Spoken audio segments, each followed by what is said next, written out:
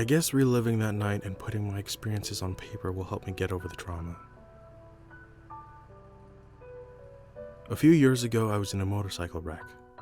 Broke my left tibia and fibula, shattered my right patella, got a green stick fracture on my left femur, multiple fractures in my pelvis, breaks in almost all my ribs, and 2 broken collarbones. I was immobilized from the shoulders down by a heavy body cast. They told me I was lucky.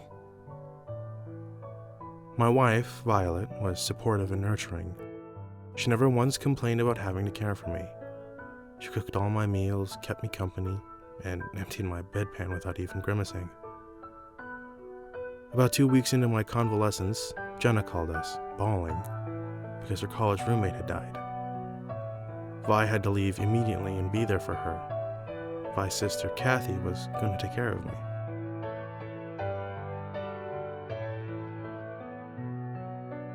When I woke up the following morning, Vi was off to get Jenna. Kathy was there, cheerfully making breakfast and talking up a storm as she helped me with my more embarrassing biological needs.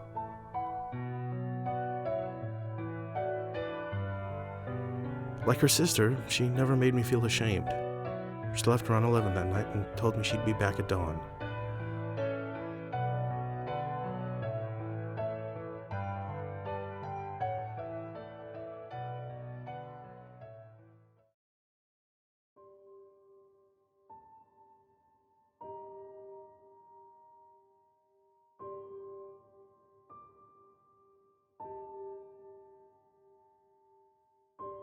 I like to sleep with the TV on. For some reason, I find it comforting.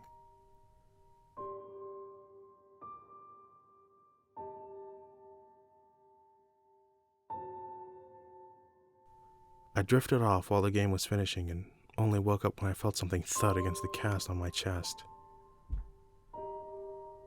In the flickering light of the television, I saw a huntsman spider staring back at me. She was bigger than most of the ones I'd seen around here, maybe the length of a rugby ball. My breath caught in my throat and every muscle in my body fired in an attempt to push the thing off me. I couldn't move. I started yelling at the spider, hoping it might scare her away. She wasn't frightened. She turned around, exposing her abdomen to me. I gasped. Her back and belly were covered in babies. They rippled like wind-blown fur as they moved over the mother's body. The huntsman turned back toward me and walked closer to my face. Before then, I'd never thought about spiders having a scent. This one did. It smelled like wet dirt, sort of like how outside smells after a rainstorm. The smell intensified as its long legs reached my face.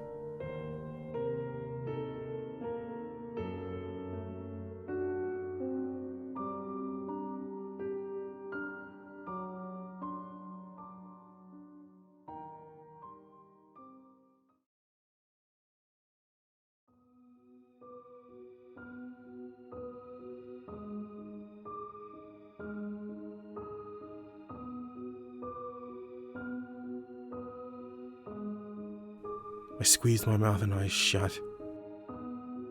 Its prickly legs advanced, first to my lower lip, then my nose, my eyelids, finally my forehead. Its leg span stretched from ear to ear, hairline to chin. Its thick, heavy body ran from my chin to right between my eyes, and it stayed there. I tried to hold my breath. To say I was horrified was an understatement. I wished I was dead. I prayed to be dead. My prayers went unanswered as it walked a little higher, letting its abdomen brush against my nose. I sneezed. The huntsman immediately buried its fangs into my forehead and her baby streamed from her abdomen into my face. I shrieked. Tiny spiders crawled all over my cheeks, squirmed through my beard, and hid in my eyelashes.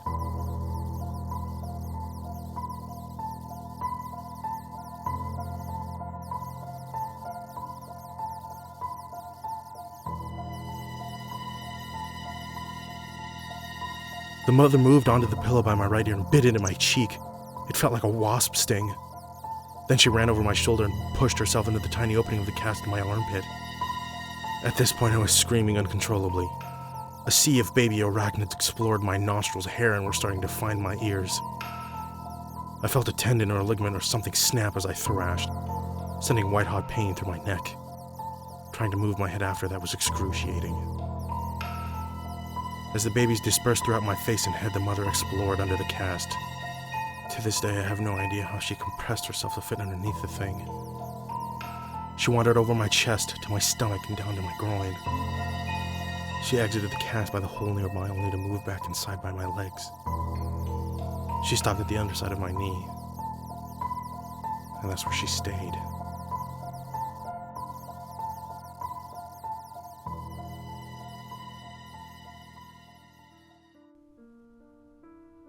When Kathy arrived in the morning, I'd somehow fallen asleep.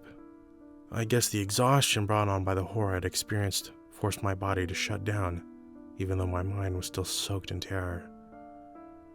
Oblivious to the events of the night before, Kathy shook me awake. I started screaming. I felt a huntsman behind my knee. She must have been sleeping too, and startled awake by my yelling. She bit into my leg over and over as Kathy tried to calm me down and tried to get me to fill her in what was happening. By the time I was able to tell her, she looked like she was about to faint. I'd always considered myself somewhat of an arachnophobe, but Kathy's fear of them was light years beyond my own. She called emergency services and they sent out a couple of guys who were able to coax the thing out and kill her. In the end, it was anticlimactic. Vi came home with Jenna later in the day, and Kathy and I told her about my night. Neither of them were able to listen to the details. A family of arachnophobes.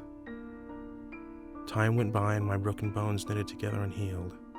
And eventually I was back on my motorcycle. Every night, though, I dream about the huntsman staring at me.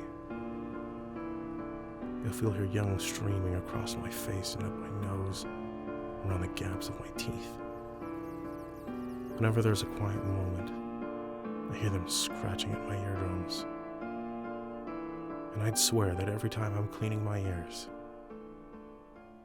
I'm pulling out eggs.